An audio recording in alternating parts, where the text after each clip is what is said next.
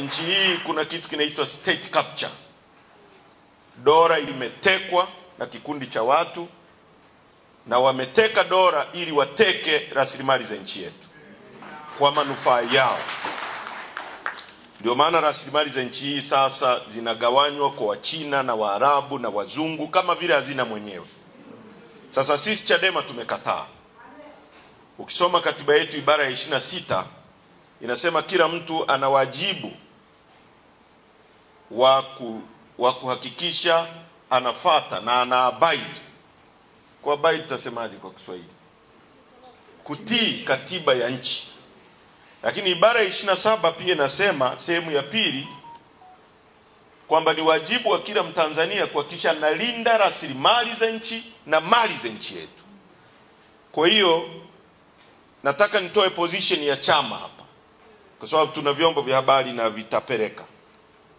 Msimamo wetu wa kulinda rasilimali za nchi yetu na kuzipigania kwa tone la mwisho la damu yetu uko pale pale na hatutarudi. Tunaishi kwenye nchi yenye rasilimali nyingi, lakini watu wake ni maskini kwa sababu ya viongozi ambao wamejigeuza kuwa miungu watu, viongozi ambao wanafanya ujambazi kwa kulindwa na vyombo vyetu vya dola. Na hata wale wanaokemea wasifanye ujambazi huo wanashughulikiwa na vyombo vya dola. Wamemkamata Lissu, wanamfungulia kesi ya uhaini. Tarehe 20 mwezi wa 5 mwaka 2022. Mimi nilikuwa miongoni mwa watu tulioteuliwa kwenda Ikulu na chama chetu kwenye kikao cha maridhiano. Na Rais Samia alituahidi kwamba cha kwanza, mambo yaliyofanywa na mtangulizi wake ikiwemo kuharibu uchaguzi wa mwaka 2019 na 2020, utekwaji wa watu, kudhulumu mali za watu, kuonea watu, hayatajirudia kwenye utawala wake. Hiyo ni kauli yake mimi nikiwepo Ikulu. Na akarudia kwenye vikao ambavyo tulifanya vya maridhiano, Kinana akimwakilisha, na tuna nyaraka ambazo hayo mambo yaliandikwa na yakasainiwa. Lakini chini ya utawala wake wametekwa maelfu ya watu, mamia ya watu, akiwemo mjumbe wa CCM wa mkutano mkuu anatoka kule Tarime anaitwa Daniel Chonchole. Ametekwa, leo ni siku ya 25. Kila siku wanatekwa watu katika nchi hii, wanapotea, familia zinabaki zinanungunika.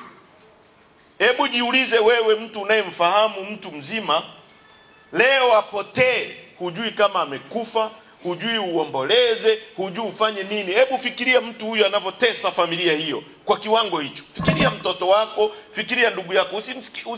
Yani chora picha wewe kwamba unaenda nyumbani, baba yako hayupo, hujui yuko wapi, hujui kama amekufa, hujui kama ni mzima, hujui chochote. Familia inabaki kwenye maombolezo kila siku, miaka baada ya miaka. Kwa jinsi Mungu alivyotuumba, mtu wetu akifa, tukimzika tunakuwa na amani, tunajua ndugu yetu yuko pale na tunakuwa tunamwangalia. Lakini mtu amepotea, mtu mzima. Sasa chini ya utawala wa Rais Samia watu wanatekwa, watu wanapotea. Lissu amekamatwa. Actually kabla ya Lissu, Rais Samia aliattempt kumpa mwenyekiti wetu wa wakati ule Freeman Mbowe kesi ya ugaidi, ya uongo. Hukumu ya kesi ya ugaidi ni kunyongwa mpaka kufa.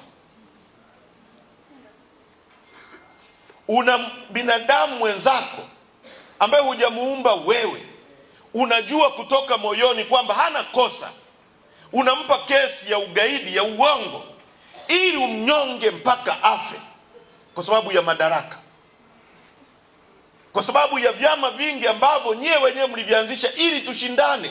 Sisi hatuko hapa kwa ajili ya kumsifia Rais Samia, tuko hapa kushindana naye, tushinde dola, tuweke sera zetu. Kwa sababu yeye yuko kwenye madaraka, anatumia vyombo vya dola kutufungulia kesi ya uongo ili tukihukumiwa tunyongwe mpaka kufa.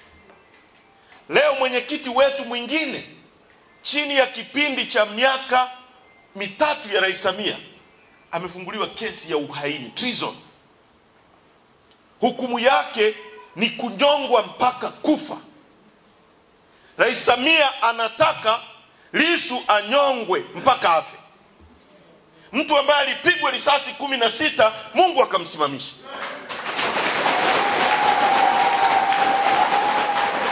Leo wanamfungulia kesi ya uongo. Ukisoma charge sheet, ni charge sheet ya kijinga, ni bogus charge sheet. Wanataka Lissu wamhukumu, wamuue.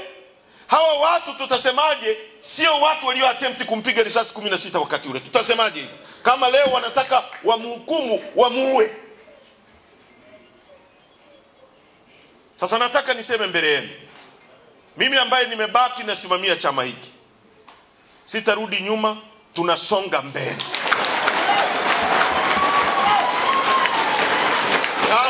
Kama walifikiri kwamba wakimkamata Lissu tutakwenda kuomboleza, Lissu atakaa ndani, sisi wengine tutasonga mbele. Wakinikamata mimi, wengine mtakao baki nje msonge mbele. Wakitupiga risasi, watakao baki nje wasonge mbele. Na hawataweza kuiua Chadema. Na kuanzia sasa, barua zao za hovyo hovyo ambazo hazina msingi, za kiuonevu, hatutazijibu. Wakitaka waifute Chadema kama wana nguvu hizo. Tunaelewana vizuri? ANC ilifutwa kabisa na makaburu wa Afrika Kusini. Kwa miaka 27 ulikuwa uruhusiwi kutamka neno ANC. Lakini ANC haikufa kwenye mioyo ya watu wa Afrika Kusini. Chadema haitakufa kwa sababu msajili anaifuta au si wanapiga mtu risasi au wanamweka mtu ndani. Chadema ni imani ya wananchi kwamba ni alama ya ukombozi, ni alama ya maisha bora. Sio swala la Lissu, sio swala la Heche, wala sio swala la mtu mwingine yoyote. Ni swala la imani ya wananchi kwamba hiki ndio chama kitakachowapa ukombozi wa kweli. Tunaelewana ndugu zangu? Kwa hiyo tunasonga mbele. Wamemkamata mwenyekiti wetu, kesi ya uhaini ya uongo, kwa sababu amesema madini ya nchi hii yanachukuliwa, yanakabidhiwa kwa wageni. Tulikuwa mkoa wa Ruvuma, tunakutana na maelfu ya maroli yanasomba makaa ya mawe. Tutazungumza kwenye mkutano wa hadhara. Watoto wetu wanabaki maskini. Makaa ya mawe ni utajiri ambao Mungu ameweka hapa ili tukianza kuchimba chuma tuwe na uwezo wa kukiyeyusha, kwa sababu umeme unaoweza kuyeyusha makaa ya mawe kwa gharama ya chini ni umeme wa makaa ya mawe. Sisi tunachuma hapo Ludewa. Unapochukua makaa ya mawe unagawa kwa Wachina, wanaenda kujenga uchumi wao. Siku ukitaka kuyeyusha chuma chako, utaenda tena kununua kutoka nje urudishe ndani. Kuna akili hapo ndugu zangu? Kuna akili hapo? Tunapoyasema haya, wanataka kutufungulia kesi ya uhaini. Lissu amesema tuasi dhidi ya mifumo miovu, mifumo kandamizi. Hii sio kauli ya Lissu, ni kauli ya Mwalimu Nyerere. Alisema nchi hii inahitaji vijana jeuri watakao asi dhidi ya mifumo kandamizi, na sisi tuko tayari kuasi dhidi ya mifumo kandamizi. Hatuko tayari kwenda kwenye uchaguzi ambao tunajua mshindi tayari, na wameshaanza bungeni. Mnasikia wanasema Rais Samia amteue Majaliwa kuwa waziri mkuu. Wabunge wa CCM wanasema hivi. Alafu kuna mwanachadema anasema twende kwenye uchaguzi wa aina hiyo, ambao tayari wao CCM wanasema rais yupo, na tayari wanataka wateue waziri mkuu. Tayari wanasema Nchimbi ni makamu wa rais, anapewa protokoli za kimakamu wa rais, analindwa na vyombo vya dola, na nyie mnataka twende kuraba stamp uchaguzi wa aina hiyo? Twende kuupa uhalali uchaguzi huo? Rais Samia leo anaona mtu anayeweza kushindana naye, kama tukiamua labda kwenda kwenye uchaguzi ni Lissu, anampa kesi ya uhaini. Nataka tushiriki mambo haya? Nataka tushiriki mambo haya? Tumesema no reforms, na hatuwezi kurudi nyuma. Ndio msimamo wa chama chetu. No reforms, no election. Ndio msimamo wa mkutano mkuu wa chama, ndio msimamo wa baraza kuu la chama, ndio msimamo wa kamati kuu ya chama, ndio msimamo wa viongozi mliowaweka, mkawapa amri na watasimamia amri ya mkutano mkuu, sio amri ya mtu mwingine yoyote kutoka nje. Sasa tulikuwa Ruvuma, RPC ananiambia mkitaka kuzungumza hapa msizungumze no reform. Nikamwambia kama unataka kuwa sehemu ya maamuzi ya nini kisemwe kwenye chama chetu, njoo uwe mjumbe wa mkutano mkuu na utakuwa na sehemu ya kuamua. Lakini sisi tukishaagizwa na mkutano mkuu, sisi ni kutekeleza. Tunaelewana vizuri? Wala hatutachukua maamuzi ya mtu mwingine wa pembeni. Ndio msimamo wa chama. Kesi ya uhaini, bogus case, ndio mara ya kwanza kwenye mfumo wa vyama vingi kiongozi wa upinzani unayeshindana naye unampa kesi ya treason, kwa sababu amesema uchaguzi unaibiwa. Nani hajui uchaguzi wa nchi unaibiwa? Leo wanatuambia sisi tukasaini maadili, kwamba tusipo saini maadili tutaondolewa kwenye uchaguzi. Hii tume ya taifa ya uchaguzi ina maadili? Hapo inataka tukasaini maadili ambayo yenyewe haina hayo maadili. Hao wanaoiba uchaguzi ni maadili yani? Hao wanaozuia mawakala wa Chadema wana maadili hao? Hao wanaoondoa mtu mwenye degree 2 wanamwambia hajui kusoma na kuandika, alafu wanapitisha mtu wa CCM wa darasa la 7 eti anajua kusoma na kuandika, wana maadili yani? Wamemuondoa huyu kijana wakili wa mahakama kuu anagombea kijiji, wakamwambia hajui kusoma na kuandika, alafu mtu wa CCM darasa la 7 alafu anatuambia tukasaini huku. Tumesema hatusaini huku na hatuko tayari kushiriki na ujinga. Kama kuna mtu anasema kusema hivyo ni makosa, asimame hapa mbele yetu.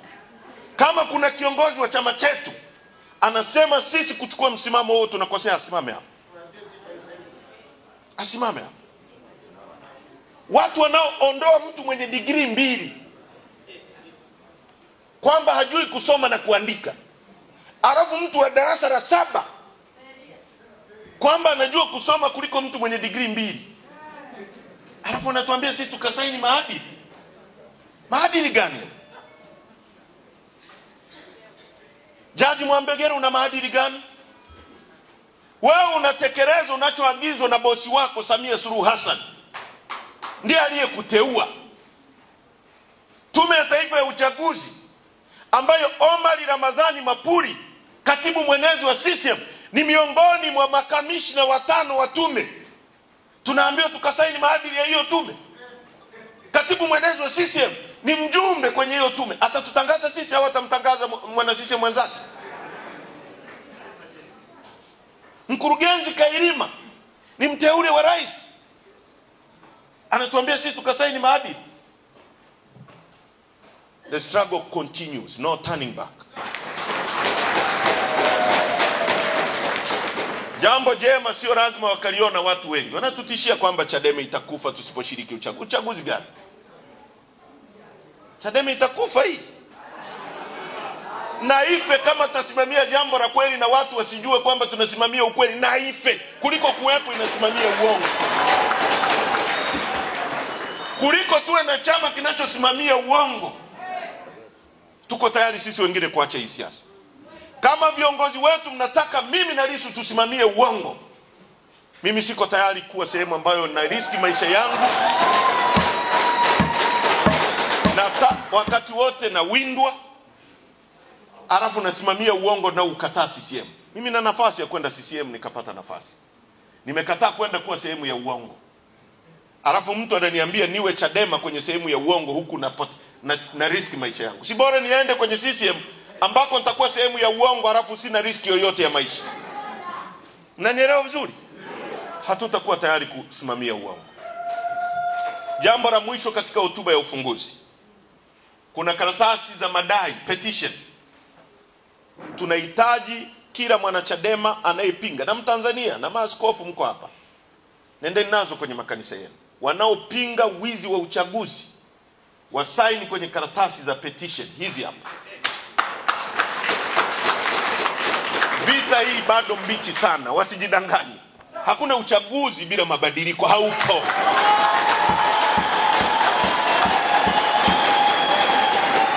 Na bahati mbaya wamemgusa Lissu.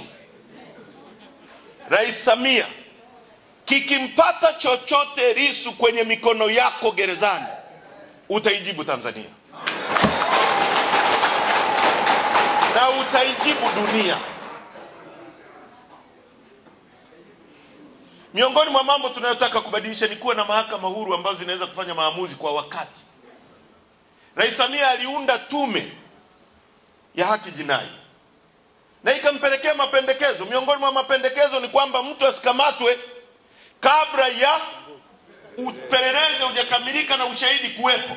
Leo wanamuweka mwenyekiti wetu kwa siku zaidi ya 14, wanasema wana ushahidi 60%. Kwa nini? Wakati tume ulioiunda ikatumia pesa za walipa kodi ili kuambia kwamba msikamate mtu kabla hamna ushahidi, ili mkimfikisha mahakamani kesho yake asomewe shtaka lake, aanze kujibu mashtaka yake.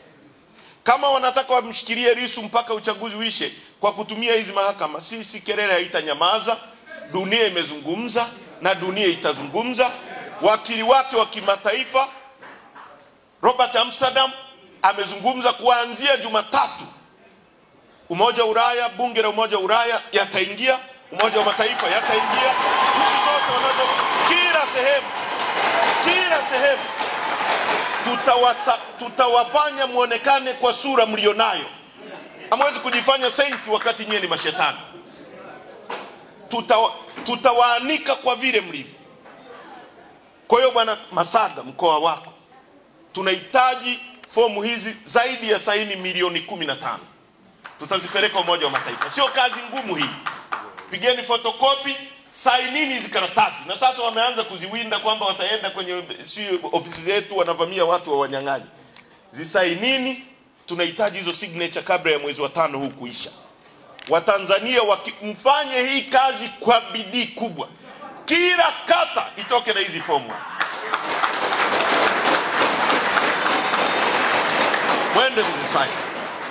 Zirudi zije makao makuu. Tuzipeleke Umoja wa Mataifa kwamba kuna Watanzania milioni 15 hawataki uchaguzi wa wizi. Na mwisho kabisa, nyumba isiyo na nidhamu haiwezi kufanya mapambano magumu tulionayo mbele yetu. Tuna mapambano ambayo tukicheza tutauawa wote.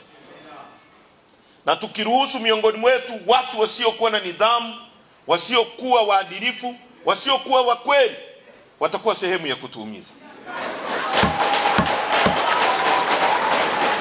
Tutasimamia nidhamu bila kumwonea mtu wala bila kumwogopa mtu. Ndio hulka yetu. Tutataka watu ambao wanajua kweli, wanawiwa kupigania maisha ya watoto wao wasije kuishi maisha mabaya kama wao walioishi.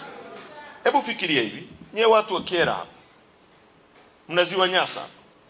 Wakulima wenu wanachohitaji ni maji yatoke ziwani yawafikie kwenye mashamba. Mpunga ni siku 90. Msingekuwa mnasubiri mvua ya Mungu mlime. Ungekuwa unavuna, unapanda, siku 90 umevuna, umepanda, siku 90 umevuna. Ile faida unayoipata kwa msimu mara moja kwa mwaka, ungeipata mara 4 kwa mwaka kama tungekuwa na serikali inayojitambua. Tusingekuwa hapa tulipo. Sisi tunaagiza mchere kutoka Pakistan, lakini kokote ukienda dunia hii wanakuambia nahitaji mchere wa Kyela. Leo Kyela ingekuwa ni nchi ambayo inauza mchere duniani kuliko sehemu nyingine yoyote. Hatuna uongozi wa kuwabadilishia maisha. Hiki chama kitawabadilishia ni maisha. Tunahitaji kukilinda. Tunahitaji kukipigania. Najua miongoni mwenu kuna watu wengi wanapigania hiki chama. Kama sisi wengine tunavyojitolea, tunalala barabarani, tunaendesha magari yetu binafsi, tunatumia mafuta yetu, tunaomba ili tuwafikie. Na nyie mnajipanga, mnajipigania, mnakodi kumbi, mnakodi vyombo. Tuwe na nidhamu katika kupigania chama hiki. Nataka kwenye kikao cha leo tusilete mambo ya ushabiki. Tuzungumze mambo ya ukweli na tulenge katika kutibu chama chetu. Nimeenda kwenye kikao kilichokuwepo Njombe. Ni watu wanaotumiwa na mifumo ya dola kuleta chuki ndani ya chama chetu. Chadema ilikuwa familia moja. Your problem, your pain is my pain. Ndio iliyokuwa Chadema aliyoijenga Dr. Slaa, ambapo mtu akikamatwa Tarime Kiera wanalia. Leo mtu kwenye chama hiki anaweza kuigiza kwamba ameumizwa ili atengeneze mazingira ya anapita kwenye sehemu ambayo sisi wangeweza kumdhuru ili waue chama hiki na wafunge viongozi kwa uongo. Tumefikia chuki ya kiwango hicho, na anajua kabisa hajaguswa.